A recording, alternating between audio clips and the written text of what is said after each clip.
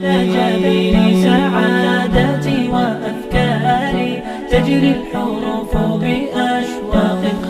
بسم الله الرحمن الرحيم. الحمد لله رب العالمين وبه نستعين على أمور الدنيا والدين والصلاة والسلام على أشرف الأنبياء والمرسلين سيدنا وحبيبنا وشفيعنا ومولانا محمد وعلى آله وأصحابه أجمعين. أما بعد، سبحانك لا علم لنا إلا ما علمتنا إنك أنت العليم الحكيم وتب علينا إنك أنت التواب الرحيم ولا حول ولا قوة إلا بالله العلي العظيم. قال المؤلف هذا الكتاب رحمه الله تعالى ونفعنا به وبعلومه في الدارين آمين.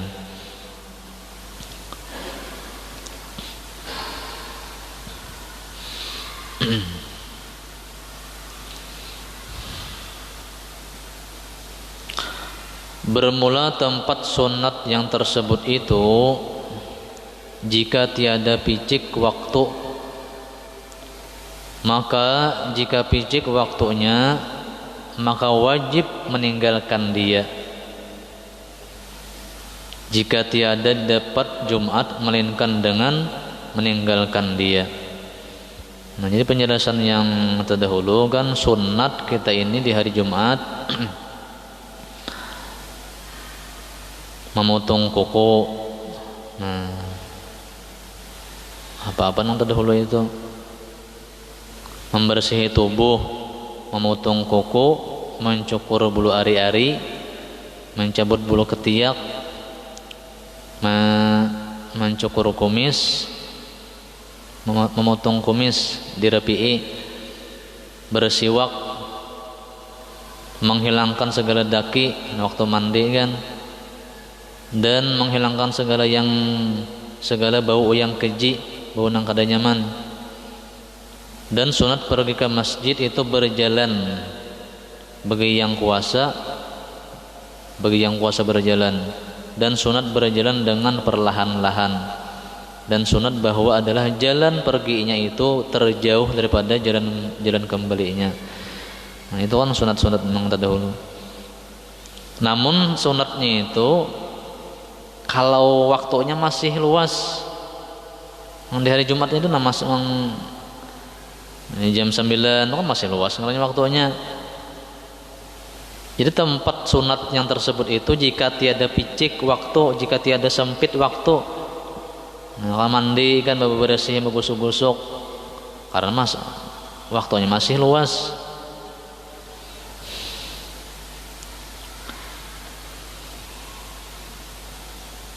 Berjalan perlahan-lahan kan menuju masjid, dan waktu berangkatnya itu jalannya yang ditempuh yang lebih jauh daripada jalan kembalinya. Nah, namun itu nang sunat-sunat nang itu kalau waktunya masih luas. Namun kalau waktunya sudah sempit, hampir pelaksanaan Jumat sudah nih. Nah, maka wajib meninggalkan dia, bukan sunat lagi. Waktunya sudah hampir pelaksanaan Jumat nih, kada sunat lagi, motong kuku, mandi, menggusuk-gusuk nang daki tadi. Berjalan kada nang sunat lagi, perlahan-lahan. Waktunya sudah sempit, malahan wajib bersegera, wajib meninggalkan dia jika tidak dapat waktu melainkan dengan meninggalkan dia. Misalnya memotong kuku pas orang sudah lewat, nah malahan haram kan. Nah, wajib meninggalkan dia, kada usah memotong kuku lagi, kada usah nang menggusuk-gusuk lagi, mandi itu nang berjalan lambat tadi jangan juga. Kalau sudah picik waktunya sudah sempit,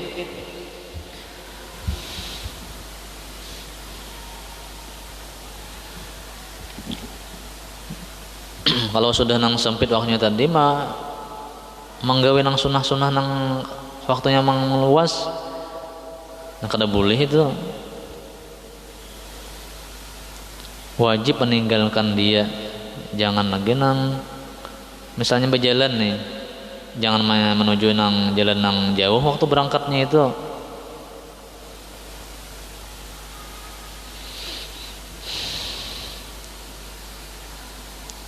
Mesti wajib meninggalkan nang jalan nang jauh itu aja, tujuan nang jalan nang parah kayak kalau sudah waktunya sudah sempit.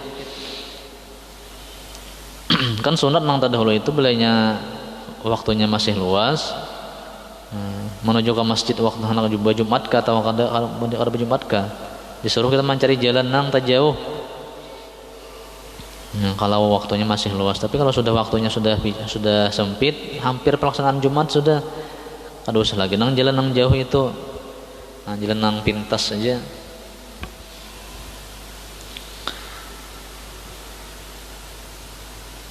Dan makruh berlari ke masjid jika lagi luas waktu. Masih luas ya waktunya, masih lawas kan, jam 9, jam 10 masih lawas waktunya berjumatan. Kalau berlari menuju ke masjid makruh hukumnya.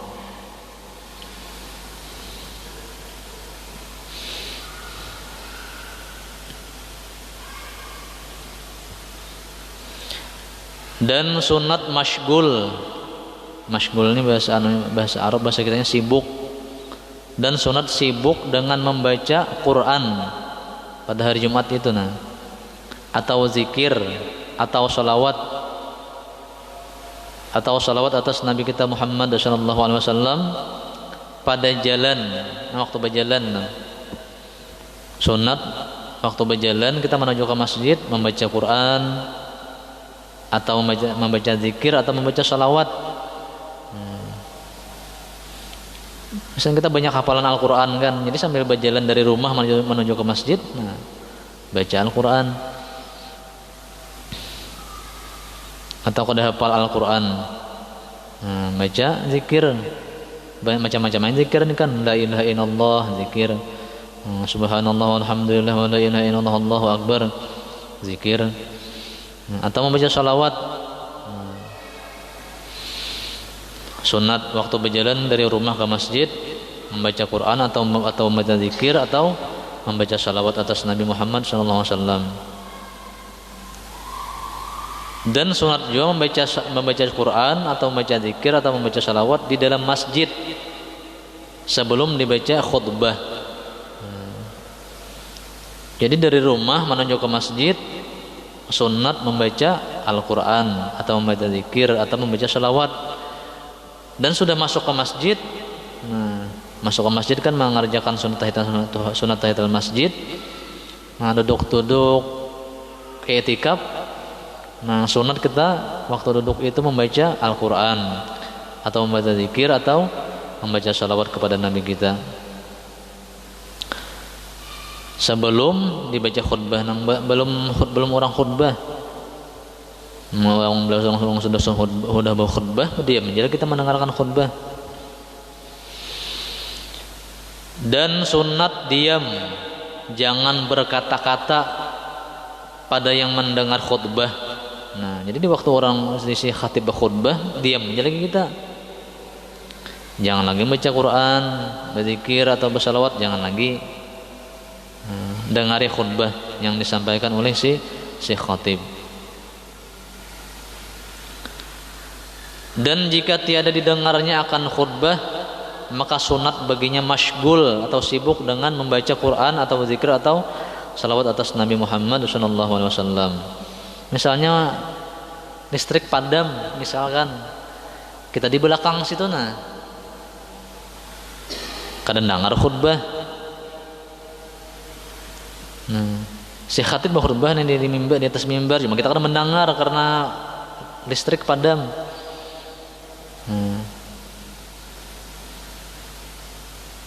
Maka kita sunat membaca Quran atau membaca zikir atau membaca salawat.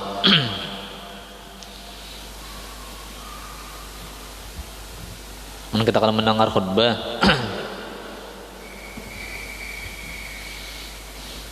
atau harinya hujan listrik nyala aja, cuman harinya hujan lambat bener kan, bisa kadang-kadang juga khutbah nih. Karena mendengar khutbah kita sunat membaca Quran atau membaca zikir atau membaca sholawat.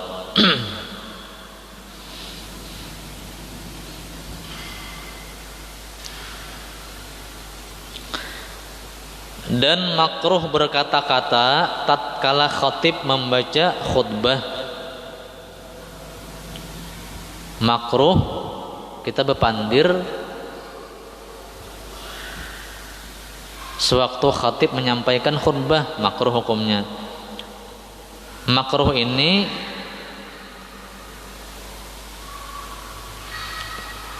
menurut mazhab Imam kita Syafi'i.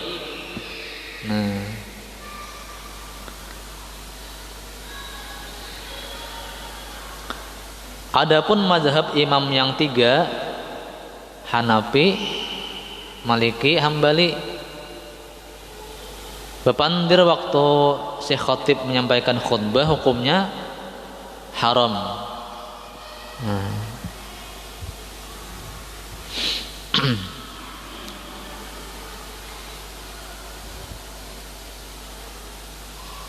Arti haram itu kan berdosa. Berdosa kita berpandir di waktu si khatib menyampaikan khutbah. Menurut mazhab Imam Maliki, Hanafi dan Hambali. Kalau menurut Imam kita Syafi'i makruh.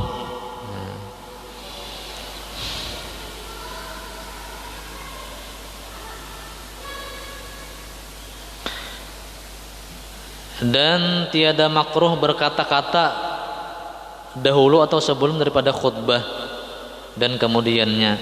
Sebelum si khatib berkhutbah boleh kita berpandir atau sesudah khutbah.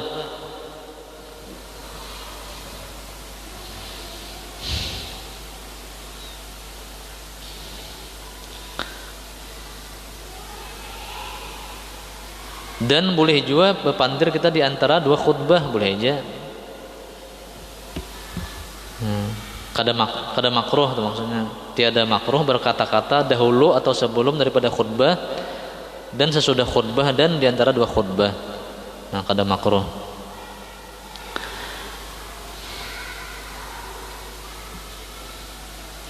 Dan tiada makruh berkata-kata dengan menyuruhkan berbuat yang ma'ruf, berbuat yang baik, dan menegahkan daripada berbuat yang mungkar, mencegah daripada perbuatan yang kada baik, atau mengingatkan daripada suatu bahaya. Tidak makruh berkata-kata dengan menyuruhkan berbuat yang ma'ruf.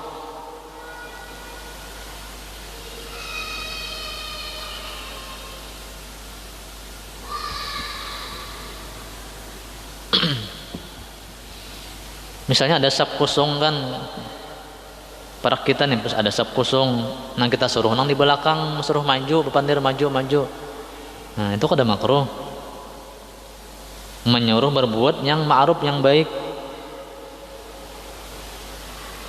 Kita di muka nih, di tatai kita ini, di samping kita ini sapnya masih kosong.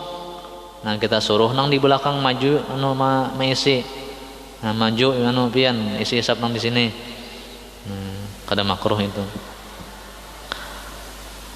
Dan menegahkan daripada berbuat yang mungkar.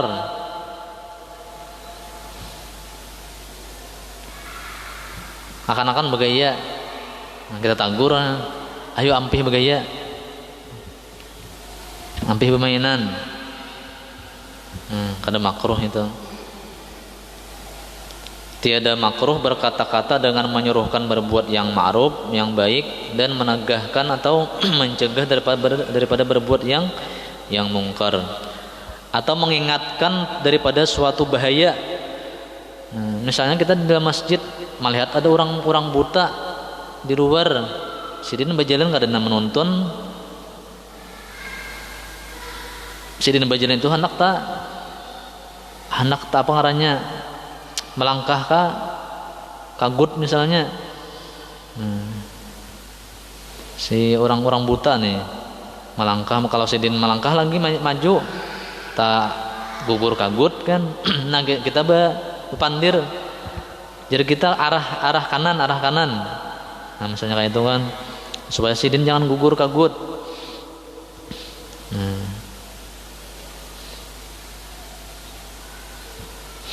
Mengingatkan daripada suatu bahaya. Dan terkadang wajib yang demikian itu malahan bisa wajib. Nah kita nih melihat orang buta, anak gugur sidin,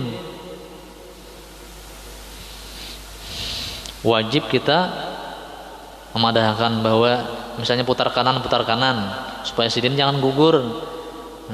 Gugur bahaya kan, bisa apa sidin.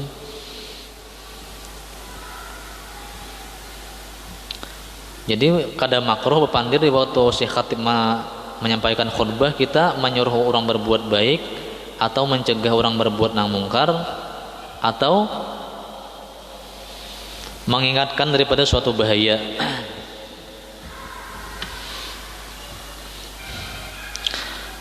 Dan makruh ihtiba bagi yang hadir di dalam masjid ketika khatib membaca khutbah. Kenapa ihtiba? Ihtiba ini yaitu duduk dengan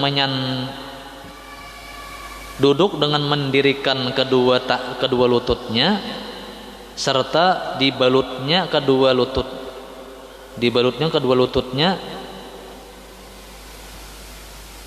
dan di belakangnya dengan kain atau barang sebagainya.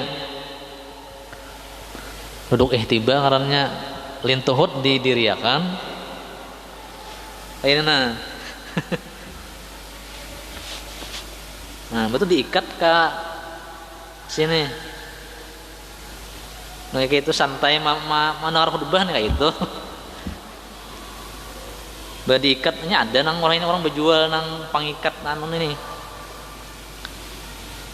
Atau misalnya orang seruben diikat kayak itu nah, duduk santai. Khatib khutbah makruh itu.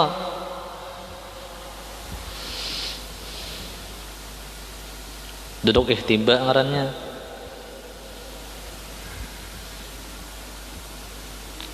Kenapa mati makruh? Karena duduk yang seperti itu mendatangkan tidur, bisa guring ya.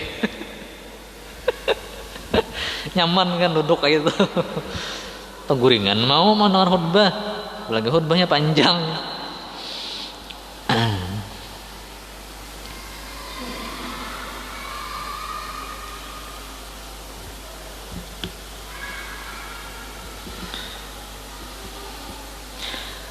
Dan makruh bagi orang yang masuk ke masjid memberi salam atas yang hadir dalam masjid ketika khatib membaca khutbah. Khatibnya sudah berkhutbah, kita nih hanyar datang, assalamualaikum warahmatullahi, kita masuk dari pintu sana, makruh.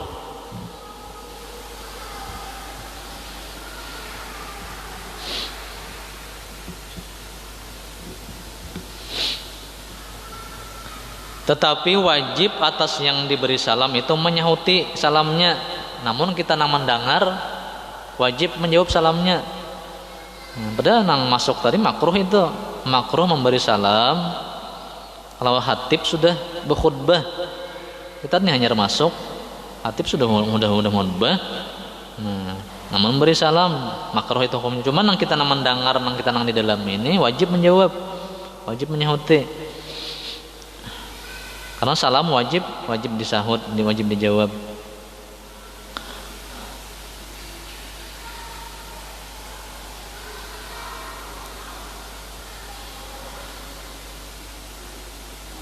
Dan sunat bagi orang yang hadir di dalam masjid itu menyahuti orang yang bersin yang mengucap alhamdulillah. Disahuti dengan ucapan yarhamukallah. Dalam masjid ada nawahin yang mengucap alhamdulillah. Nah sunat kita menyahuti dengan yarhamukallah. Tapi kalau wahin nih gimana kada alhamdulillah, kada disahuti aja.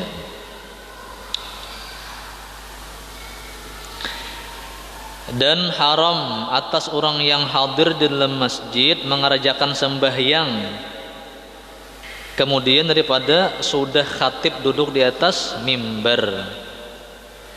Kita ini sudah lawas masuk ke masjid, misalnya jam 10 sudah ada di masjid.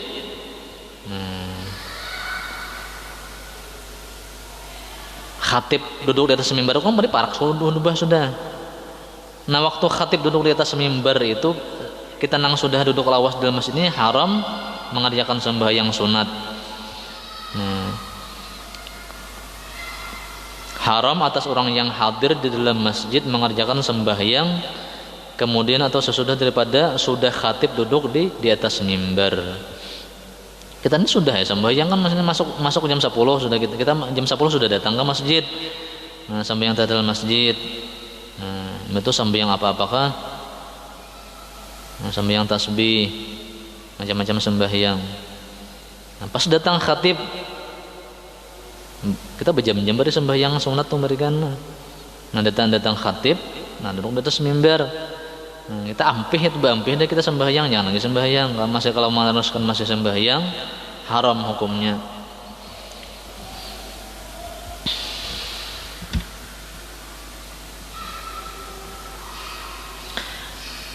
Dan sunat berbanyak-banyak membaca surah Al-Kahfi pada hari Jumat dan pada malamnya. Berbanyak-banyak berarti kada sekali kada bacalah. Oh panjang sunat enggak usah sekali kan baca, alhamdulillah kita baca surah Al-Kahfi di hari Jumat atau di siangnya atau malamnya. Karena tersebut di dalam hadis fadilat membaca dia pada hari Jumat dan malamnya. Sabda Nabi kita Muhammad SAW, barang siapa membaca surah Al-Kahfi pada hari Jumat dan malamnya, niscaya diterangilah baginya daripada cahaya barang yang antara dua Jumat. Diterangi semingguan, nah ini diterangi beringan. Cuma kita kadang melihat nih cahaya yang terang itu macam apa. Cuman Nabi mau memedahkan macam itu.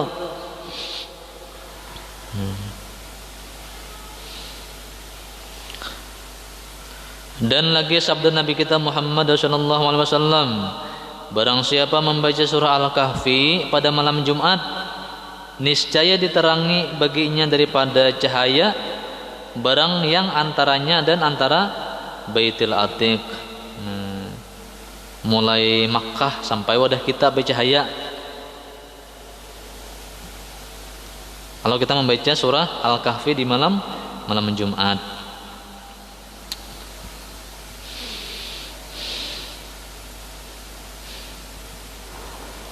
Fadilatnya nih, keutamaannya. Diberi cahaya mulai Makkah sampai ke sini. Kita di TV nih.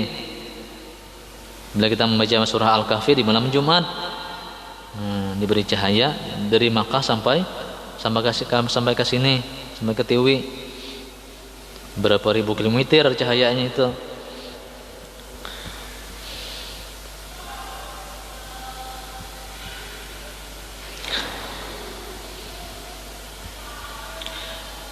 Dan membaca surah Al-Kahfi tadi pada siang terlebih muakkad,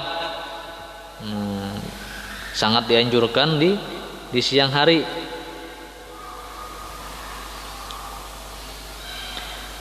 Dan yang terlebih utama di siang hari ini kemudian daripada sembahyang subuh. Subuh Jumat, yang baik kita sembahyang subuh. Nah, itu sunat, sangat dianjurkan benar membaca surah Al-Kahfi. Kita di sini kan membahas sembahyang subuh, pengajian Ustaz Abdul Hamid, nih pengajian itu ayo baca.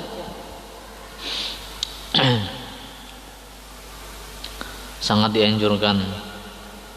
Sunat muakkad. Hari Jumat imbah sembahyang subuh sangat dianjurkan membaca surah Al-Kahfi. Dan disunatkan berbanyak-banyak doa pada hari Jumat supaya diharap bertemu dengan saat al-ijabah, saat yang dikabulkan doa.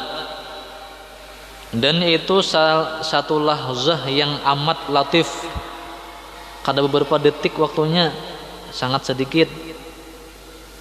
Satu lahzah yang amat latif, satu lahzah. Lahzah itu bahasannya sedikit, benar bang, beberapa detik aja waktunya. Jadi di hari Jumat kita disuruh memperbanyak doa. Doa apa kan? Apa nang kita nang hafal? Kalau kada hafal bahasa Arab, bahasa kita.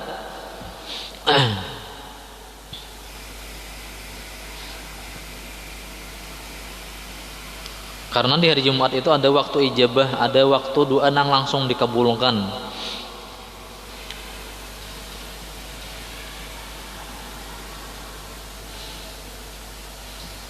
Dan adalah tempat sangat ijabah itu di dalam hari Jumat, tetapi yang terlebih diharap tempat saat itu daripada ketika duduk khatib di atas mimbar hingga selesai sembahyang. Nah, itu waktunya.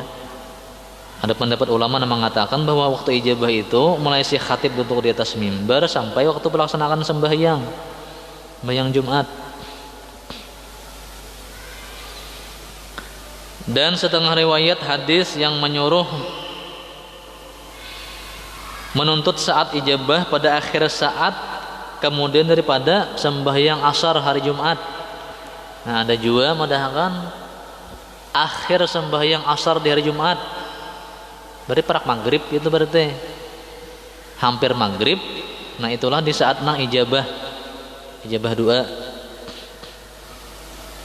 pada akhir saat sesudah daripada sembahyang asar. Nah, akhir waktu asar parak maghrib berarti kan, parak maghrib di hari Jumat.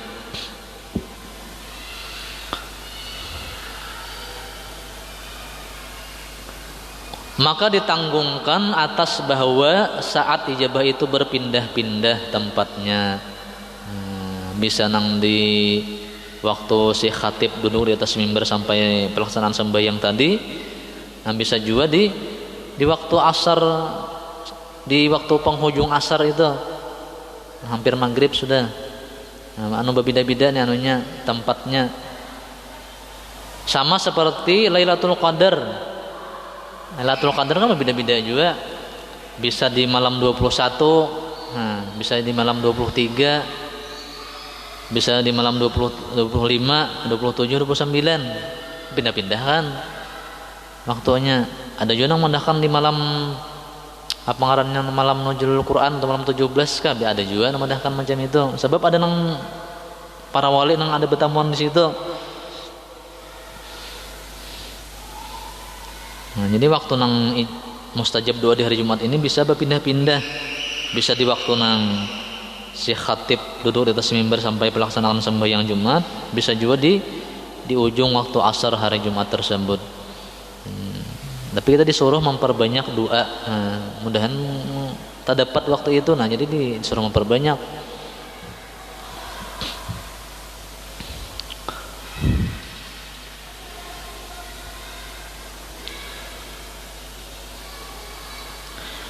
Dan adalah kaul sahabat, perkataan sahabat atau pendapat para sahabat pada ikhtilaf, pada perbedaan menentukan waktu saat ijabah itu.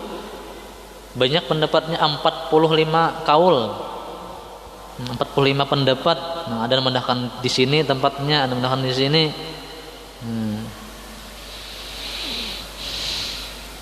Jadi kita disuruh hari itu memperbanyak doa seharian mulai pagi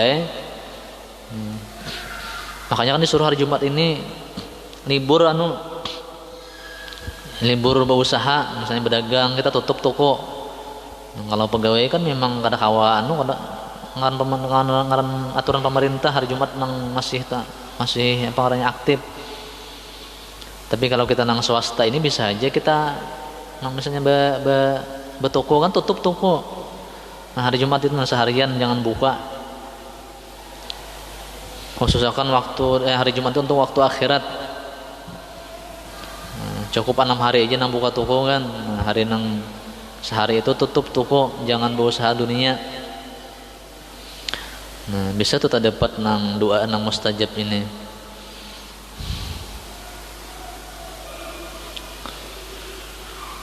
Dan demikian lagi hendaklah berbanyak-banyak doa pada malam Jumat seperti siangnya. Karena bahwasanya imam kita Imam Syafi'i telah sampai kepadanya hadis yang menyatakan bahwa doa diperkenankan pada malam Jumat. Nah, maka disunatkan mendoa pada malam Jumat seperti siangnya, sama aja di malamnya disuruh memperbanyak doa juga.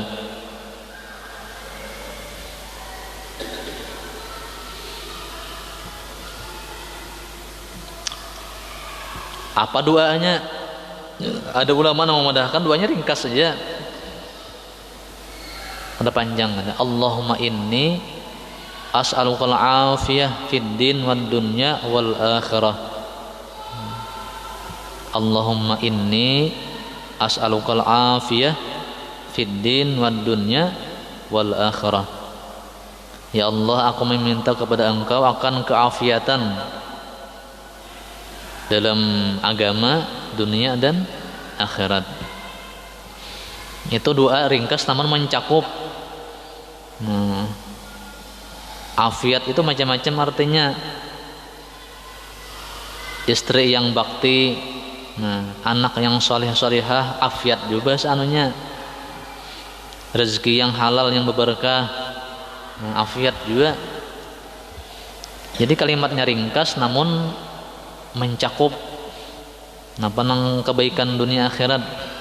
Atau kada hafal itu dua sapu jagat. Baca dua sapu jagat, Rabbana atina fid dunya hasanah fil akhirati hasanah wa qina azabannar. Pokoknya di mulai malamnya sampai malam dan siangnya kita disunatkan memperbanyak doa.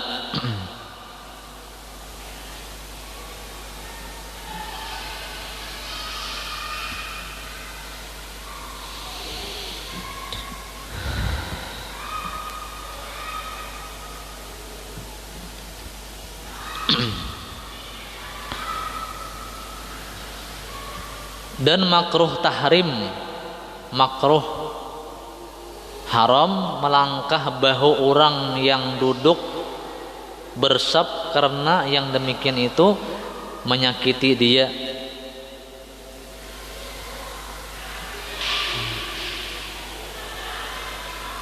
Melainkan khatib yang jadi imam jika tiada sampai ia ke mimbar atau ke mihrab melainkan dengan melangkah bahu manusia, maka tiada makruh baginya.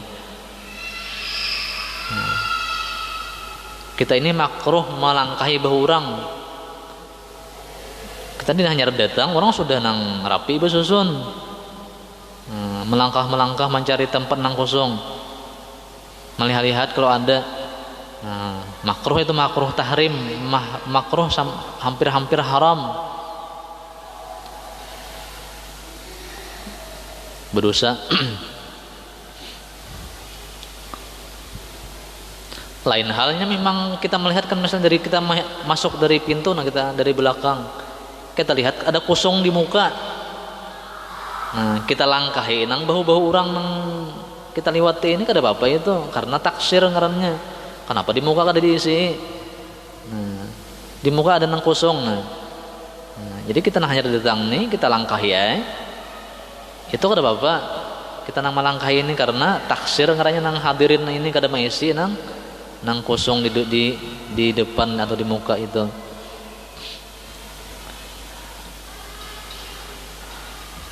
Tetapi jika didapatinya si khatib tadi kada makruh melangkahi bahu-bahu orang.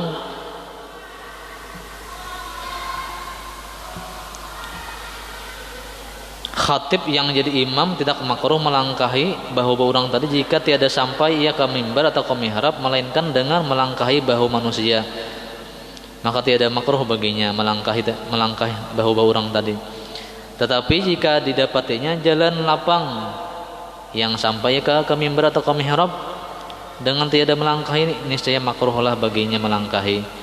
Ada aja jalan lain nang jalan nang lapang kada boleh cuma langkahi bahu orang.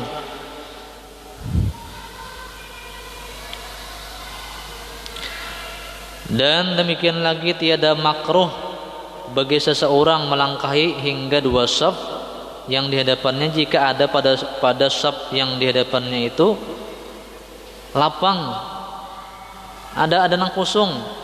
Nah, karena taksir mereka itu pada mengisi dia. Di muka ada kosong, kita langkahi ya, kita nanya datang. Kada apa itu kada makruh. Sebab taksir ngarannya nang jamaah nang terdahulu ini kada mengisi.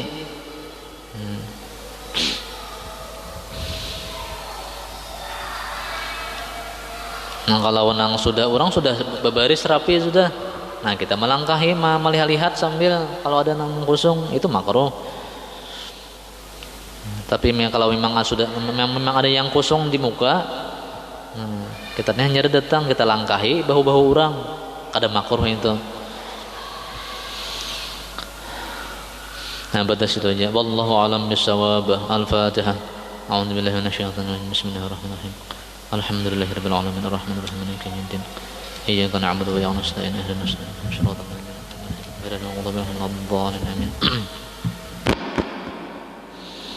Bismillahirrahmanirrahim. Alhamdulillahirabbil alamin. Allahumma shalli wa sallim wa barik ala sayyidina Muhammad wa ala alihi wa sahbihi ajma'in. Allahumma anfa'na bima 'allamtana wa 'allimna ma yanfa'una wa zidna 'ilman wa hudna tawfiqan bi rahmatika ya arhamar rahimin. Rabbana atina fid dunya hasanah wa fil akhirati hasanah wa qina 'adzaban nar. Wa sallallahu ala sayyidina Muhammad wa sahbihi wasallam. Alhamdulillahirabbil alamin. Alhamdulillah. هذه قد سرت للسعد في أمل تروي الجمال بألبان وأطيان